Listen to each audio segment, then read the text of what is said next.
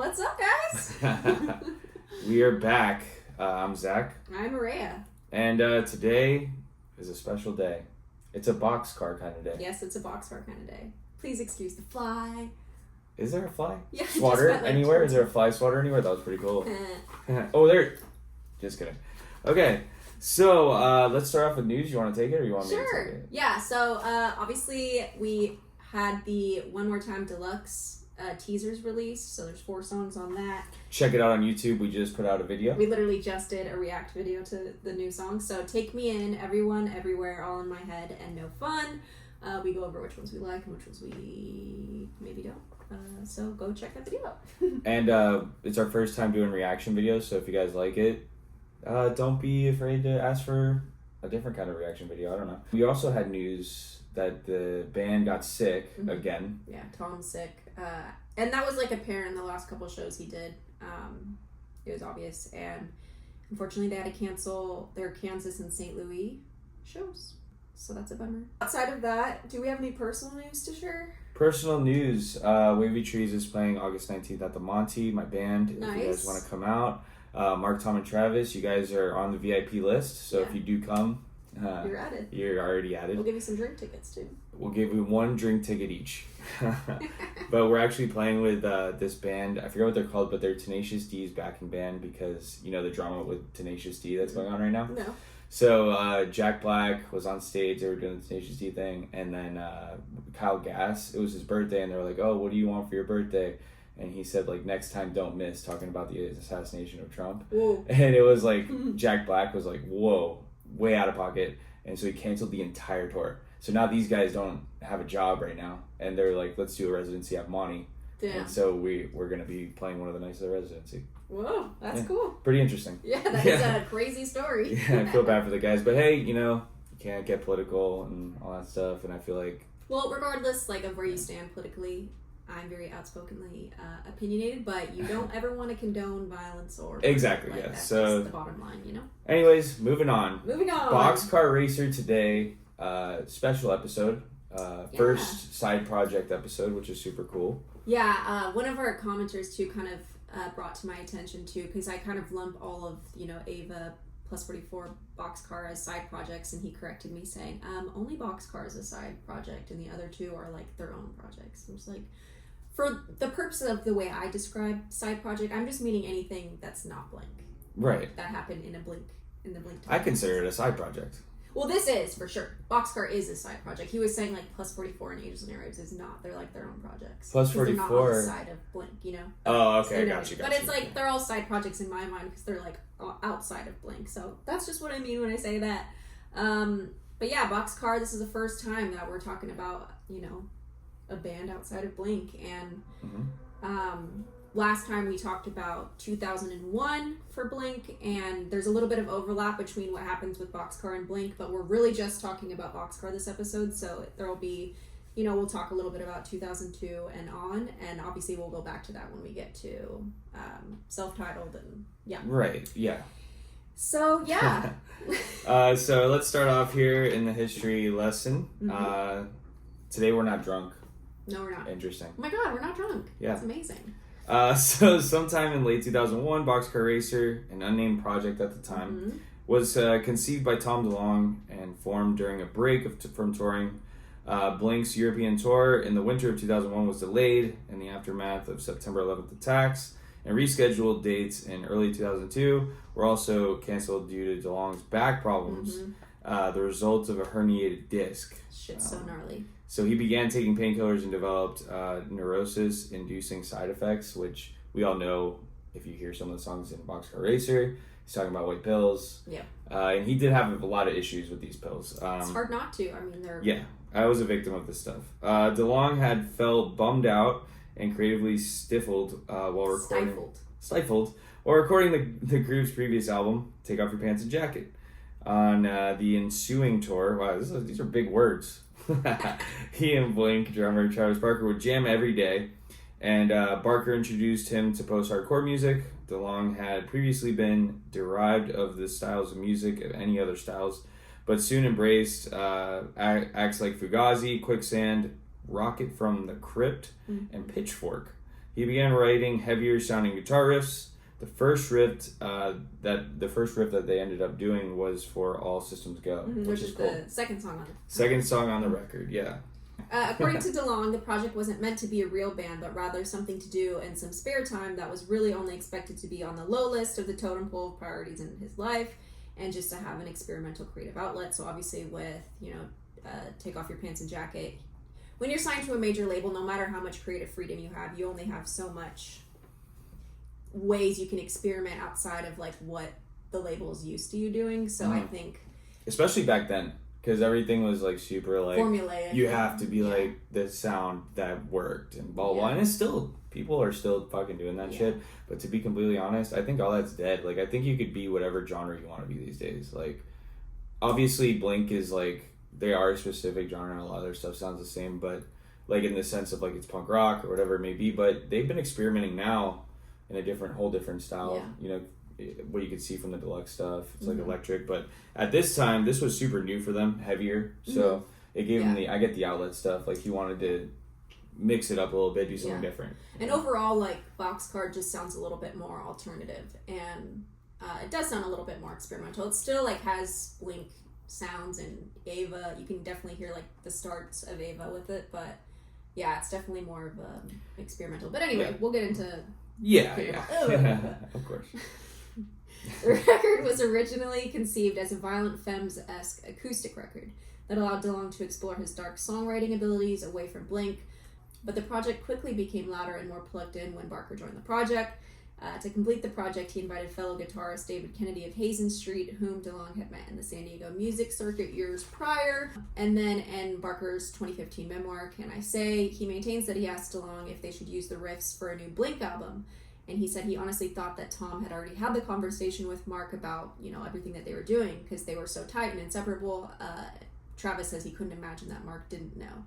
The unnamed project went through other names before landing on Boxcar Racer, such as The Kill, and the record was initially titled E tu Brute, which is like a Latin phrase. E tu Brute. Or maybe it's Brute, I don't know. E tu Brute. He eventually settled on Boxcar Racer, which was actually the name of a band Barker was in high school, with bandmates Alex Barreto and James Lopez that Tom liked. Barker felt the name was meaningless, but Tom kind of related it to, the Book of Revelation, World War II. Tom applies deep meanings to things that, in other people's minds are otherwise meaningless.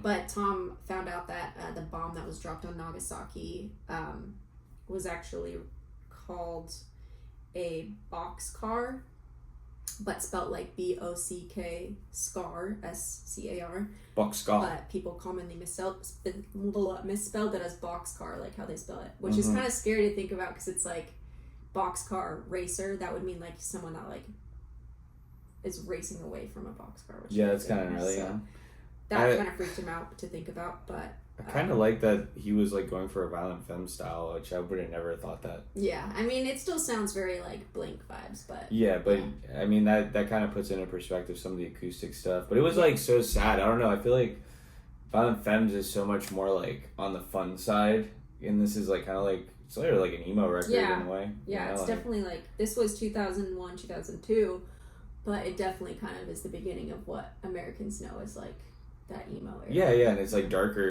So December 2001, the eponymous. The hippopotamus.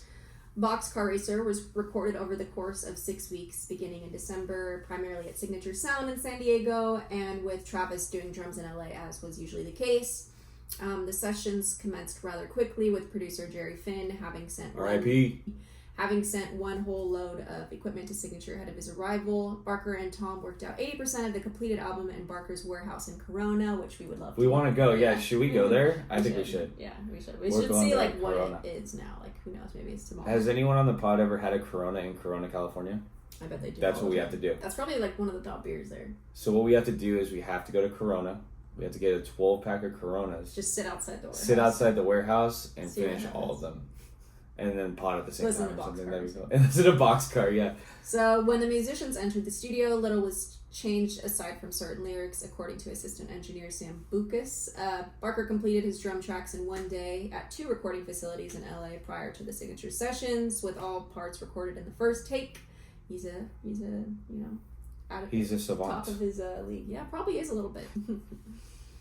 And then David Kennedy, whom he had met in San Diego, because we already said that. I was just gonna do it. But David Kennedy actually, so I met him one time when they were doing the Ava thing. Yeah. And he's tall as shit. So is Tom. Tom is tall as shit too. When you see him on stage, you're like, holy shit, these guys are tall. Even like Travis is kind of tall, but he's not that tall. No, I think Travis is like 5'9". He's like pretty average. Yeah, but Mark and Tom are freaking tall, dude. I mean, I think Mark is like 5'11" or 6 foot, and Tom is 6'2". Or is he 6'4"? No, he's 6'2". I think he's like 6'4", dude. He's tall. How do they get so tall? What's in the San Diegoan water? What are they drinking out there? He is tall. Yeah, so as we know, David Kennedy is in Boxcar, also would be in Angels and Airwaves. So then DeLonge intended to pay for the project himself. Yes. Right? And because he was just literally doing it as like something to be a creative outlet. He wasn't like intending it for, like he said, to be anything bigger than that. But MCA ended up dropping in on those sessions and liked what they heard, so they agreed to finance it. Okay, so Boxcar Racer is announced, as well as a mini tour that would take place prior to the Pop Disaster Tour in mid-April 2002, which is Riding in the Van with Boys, which is going to be another episode we're going to do. We're doing that later today. Yeah. In March of 2002, 2 months later, the music video for I Feel So was recorded at a studio in Burbank. We should go there. Mm-hmm. The album version of the song is a minute longer than the version used in the music video due to the guitar intro being removed, but the piano intro is still kept in. The video achieved some airplay on MTV and massive success on MTV2, Much Music, and Fuse TV. I miss Fuse. Did you ever watch Fuse? Mm-hmm. Fuse was super cool. MTV2 was always a little more like doggy. It was like raunchier, which I liked. MTV2 was cool. They would play like Atreyu and stuff like that, which I thought was fun. The video was later released on the Boxcar Racer DVD. Yep. Remember DVDs, guys? Nope. And then April 2002, the first stint of the Boxcar Racer tour begins. Mm-hmm. So this was early April, before they would do the Pop Disaster Tour. And a friend of Barker's, Anthony Celestino, joined the band as the touring bassist. They play a few California shows until they leave for the Pop Disaster Tour on April 17th. Mm-hmm. That's fucking crazy. So, like, I never, like, looked at, like, the timeline of this stuff. Yeah. So, basically, like, they just, like, did a quick tour, and then it's like, all right, we're going to take over the world real quick. Like, the Pop Disaster Tour was massive. So, we're in May now. The album, 2002. Boxcar Racer is released in May, and it ended up peaking on the Billboard 200 at number 12, which is pretty fascinating. That's bullshit. It should have been number 1. I guess maybe Take Off Your Pants and Jacket was probably number 1. Yeah, remember that was the first number 1 album. Yeah. I Feel So peaks at number 8 on the Modern Tracks chart. September, the band performs There Is live on The Tonight Show with Jay Leno. And in October, the band performs There Is live on The Late Late Show with Craig Kilborn. Okay. November, There Is peaks at number 32 on Modern Tracks chart. So and then the music videos for I Feel So and There Is, as well as bonus footage, are included on a self-titled DVD and released November 2002. That'd be cool to have. From October to December 2002, the band regrouped for 22 headlining North American tour dates with supporting acts The Used and H2O.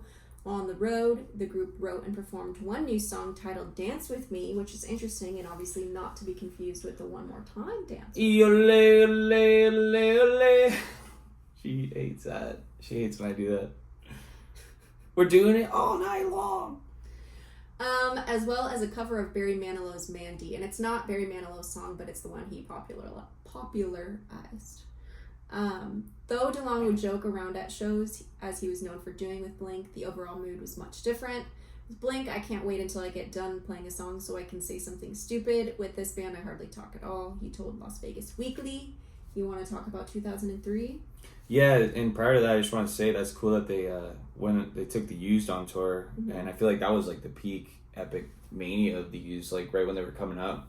So that must have been a really cool like opener. Yeah, and that makes sense with Boxcar. It wouldn't make so much sense with Blink. No, yeah. I mean, you know, Blink has brought a whole variety. I saw Paul Wall with Blink. You know what I mean? Like, yeah, that's true. And Paul Wall was throwing grills to the crowd in like little containers, and it was just like he was throwing all these grills. I'm like, bro, those are probably worth so much money. You know, as a kid, they're probably plastic. They were probably plastic, yeah, for sure they were plastic. But 2003, DeLonge ended the project in mid 2003, considering it to have served its purpose. which is reasonable. However, DeLonge's later band, Angels and Airwaves, which also has Dave Kennedy in the band, has been described by DeLonge as a continuation of Boxcar Racer. The project was largely the cause of an ongoing tension between DeLonge and Blink-182 bandmate Mark Hoppus, and influenced the band's following studio album, the more experimental Blink-182 self-titled. Makes sense. Does make sense. Yeah. And we have Boxcar to kind of thank for the direction that Blink went in, because it allowed Tom to show that his more experimental side, still has an appeal, like a mass appeal, really. And self-titled's fucking awesome, so. And so, actually, so what does this say? It sucked, Hoppus said? Yeah. It really sucked. I took it very personally. When Tom and Travis started at Boxcar Racer, I felt like the odd man out, the forgotten bassist. Tom Bryan of Kerrang, who interviewed the duo shortly before the release of Blink-182 self-titled, noted that this is clearly an uncomfortable topic for the two of them. Yeah. But despite the tension, Hoppus did lend his vocal track for Elevator, which is, I think, my top two that I put on our playlist, right? It's really good. I fucking love Elevator, and shared early ideas for the next Blink-182 album. In a later Reddit AMA, Hoppus concluded the whole situation fucking sucked. He just said it sucked. But I sang on the track because at the heart of it, Tom and Travis are my friends. I'm sure Tom felt the tension and asked me as an offering. I was glad to have done it, and I was glad that he asked. Yeah. It's such a bummer. I feel bad for Mark. It's tough. I mean, there's no, I totally see both sides of it. Like, in Tom's mind, he was just doing something to, experiment and do something new and not be, kept in a box. And obviously he was going through his own struggles with his back pain and, probably slight pill addiction, which is normal, unfortunately, when you have an injury and you have to take painkillers. And the reason he asked Travis to join was so he didn't have to pay a new a studio drummer. And Travis, he obviously knows his talent, and it was just an easy thing to ask.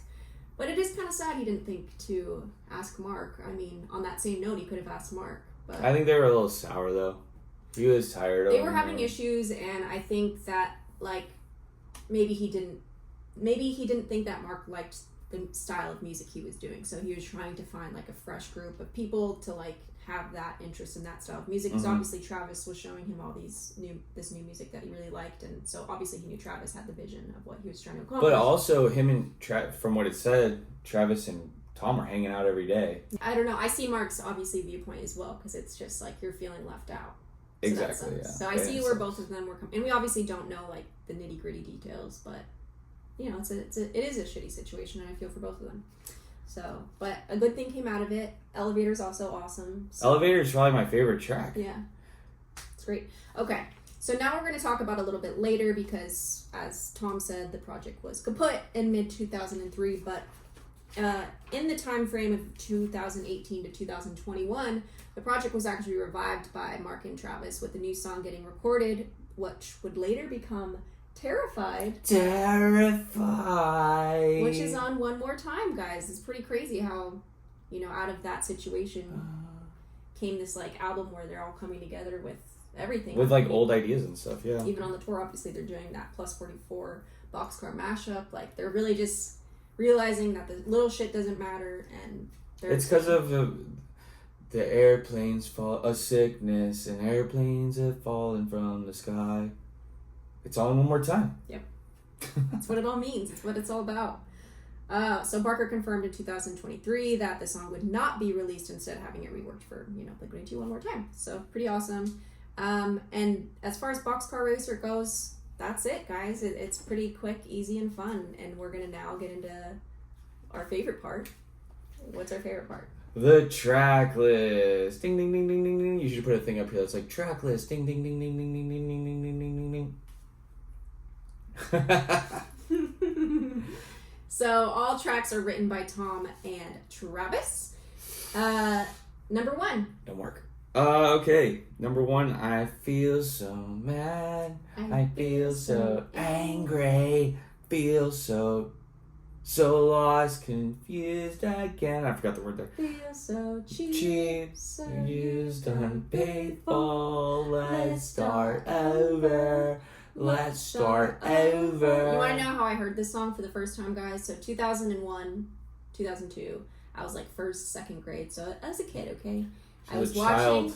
Fairly Odd Parents, and there is one episode that gets a lot of plays that in the end credits, this song is playing, and I didn't know what Boxcar Racer was. I very much knew what Blink was, but I did not know what Boxcar Racer was. All I heard was Tom's vocals, and I was like, oh my god, does Blink have a new album? It's fucking crazy. And the internet is not what it is, so I couldn't Google it. I tried Googling it. I'm like, Tom DeLonge singing on Fairly Odd Parents. Nothing came up. Like, I Googled that shit for years, actually. Back then, I feel like it was Yahoo.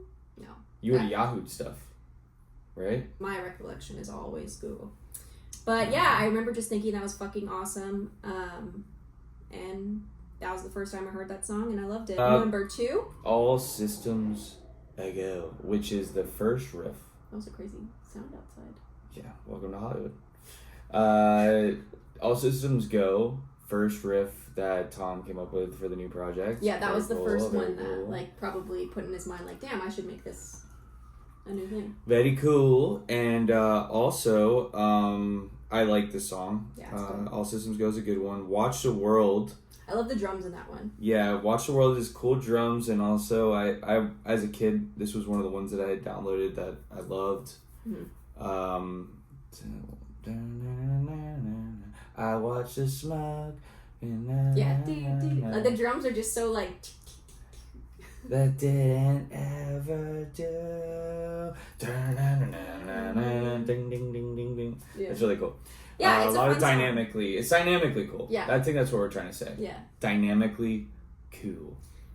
And then number 4 is Tiny Voices. So when I hear Tiny Voices, so it goes Tiny Voices. I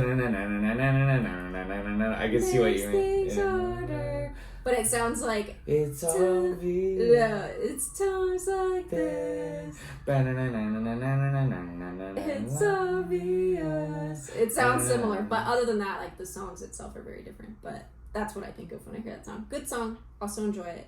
Yeah, I like talking about Yeah. Cat Like Thief. Yep. Featuring Tim Armstrong. Yep. And Jordan Pundik. Yeah. Jordan Pundik. Yeah, so Jordan is of Newfound Glory, and Tim Armstrong is Transplants and Rancid. So sick. He's got such a cool voice. Very distinct voice. He sounds really cool in the song, and like the juxtaposition of his voice versus Tom's is really awesome and fun. So I love that song. If you've never listened to Boxcar, I recommend starting with this song. It's fun. And it's 4 minutes and 20 seconds. 4:20. And so I just cut it down. I don't know how he sings like that. I can't do it. That's how original it is. Like a British pirate. Is he? I don't even think he's British. And I remember when I first, it's funny, when I first heard this song, I was like, this guy sounds like shit. Yeah. Yeah, I didn't like it. I remember when I first heard Cat Like Thief, I was like, what the hell is this guy doing singing on the? Who is this? I went back around. Well, it's kind of like a jump scare at first because you're not used to that voice. No, you were not there. 1 by 1, 2 by 2, 3 by 3, 4 by 4. Go get some more. I was like, what is this guy doing? But now I fucking love it because I got into Rancid years later and all that stuff. And then when I heard back, I was like, wait a second, that's the dude from fucking Rancid. I didn't realize that as a kid, and I was like, this song, I love this song. It's like my favorite song on the record. Yeah, it's awesome. Number 6 is And I. That one's great. Mm-hmm.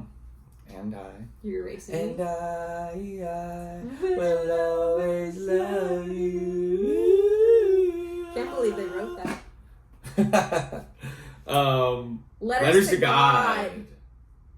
Cool song. I read something about Tom doing kind of like a part 2 to this song for Ava. No way. It's not called Letters to God, it's called something else, but yeah. And this is the one I said that at first it sounds like an Ava song with an acoustic guitar. And I won't cry, I won't sin, Maybe I don't want to go. Yeah, it sounds very Ava. I love it. Wait?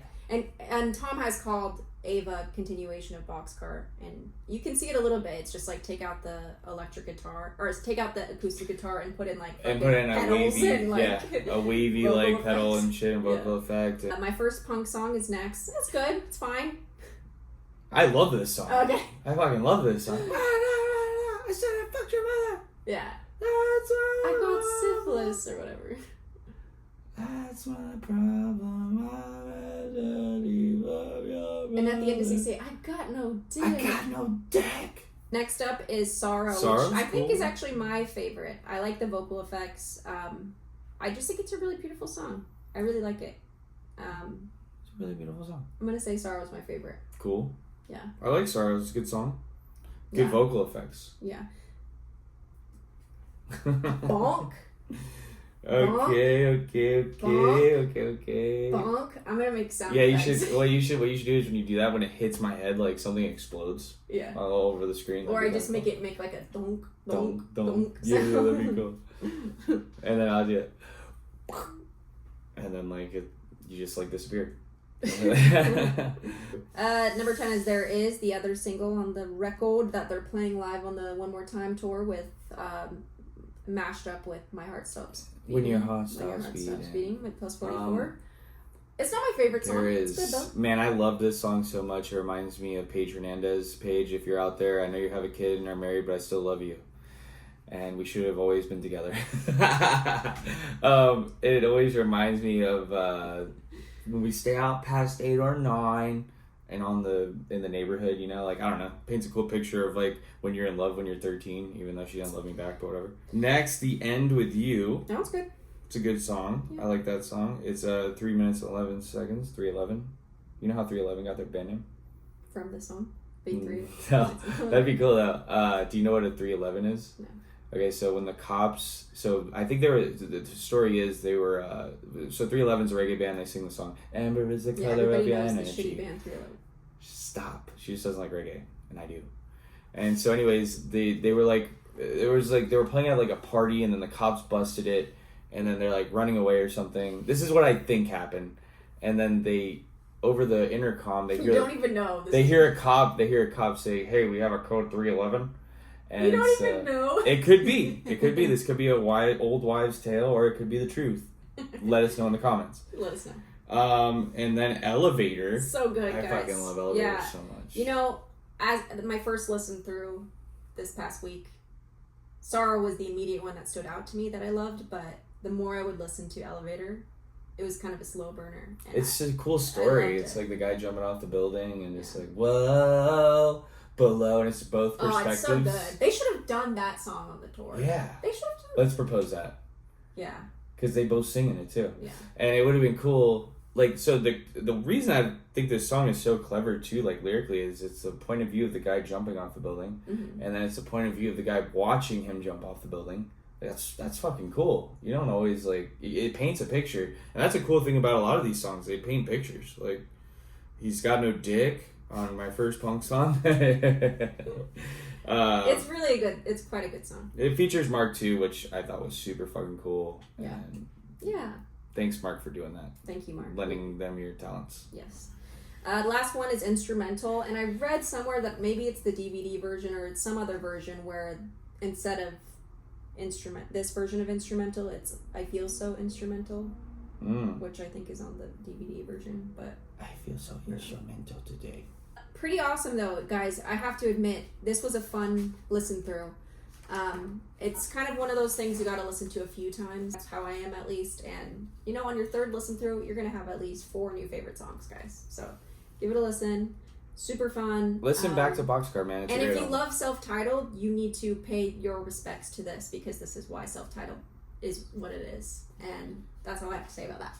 Now it's time to get into Get Yo Bag. Is that what we're calling it? Yeah.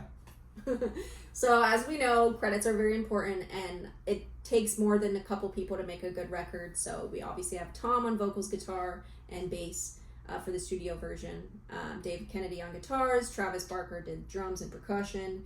For production, we have the iconic Jerry Finn, Rich Costley for mixing, Joe McGrath for engineering, Brian Gardner was the master. Darren Mora was the assistant engineer. Jeff Moses was also an assistant engineer. So was Sam Bucas. And I don't know if that's how you say it. Mike Fasano was the drum tech. Management, we got Rick DeVoe in the house. Gary Ashley was the A&R. Artwork, we have Tim Stedman, who we've seen time and time again. He did the art direction, illustration, and photography. Marcos Orozco did the illustration and photography. Max Gramajo did the tag logo artwork. And Keegan Gibbs did the Boxcar Racer logo.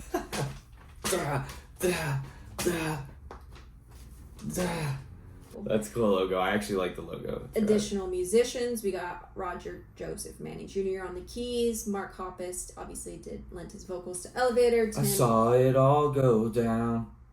Tim Armstrong of Rancid and the Transplants featured vocals on Cat Life Thief, as well as Jordan Putnick of New Found Glory. Don't leave her, don't leave her, don't leave her.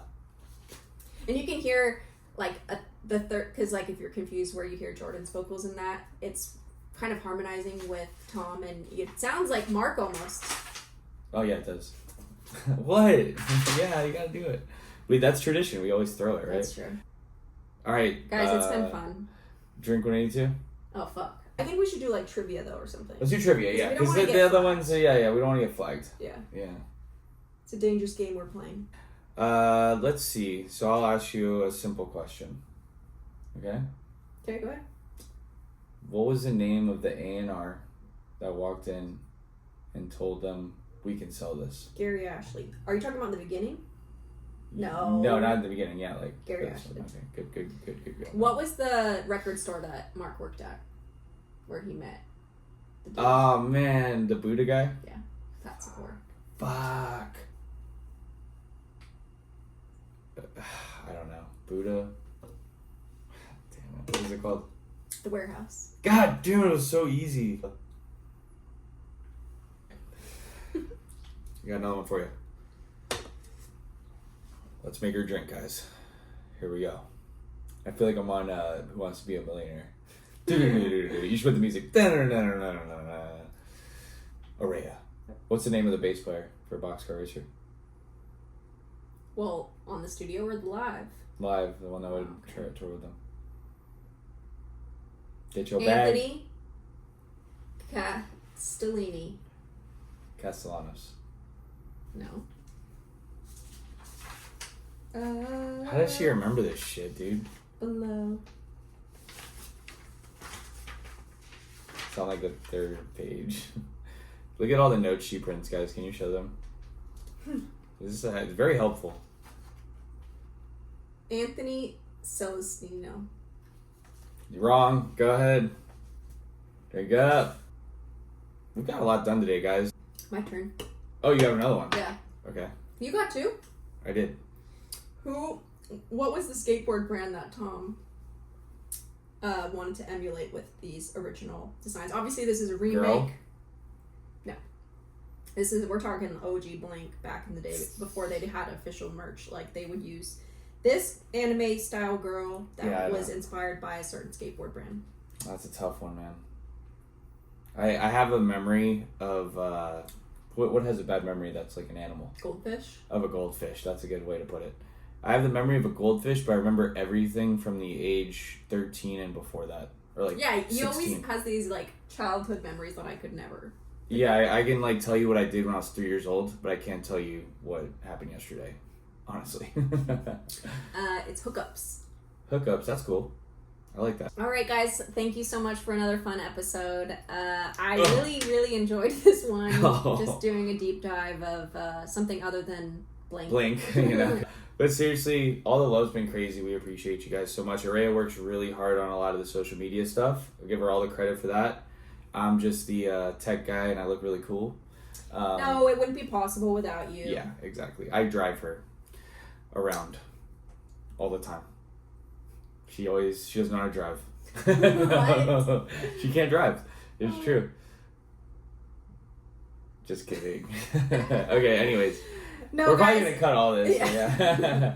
It's so fun. We love you guys. We love doing this. It's so fun. I can't wait for next episode. That'll be on self-titled, but we're also going to do... Riding in the Van with Boys. Yeah, that's a bonus ep that we'll do tonight probably. I can't wait. And have that ready for you sometime in the near future. And we really look forward to the future with you guys. Yeah, and it's going to be funny, like, when we have, like, 1 million subscribers on A million. On Spotify. Yeah. And we're making all the money, and we're like, yo, Mark and Tom, and we're like friends with them now. We'll be like, let's go hang out, you know, let's go to the fucking Gelson's and get a chai tea latte, you know? Yeah. Well, we love you and we thank you. And on that note, goodbye. Oh, fuck yeah. Yeah. On that note, goodbye.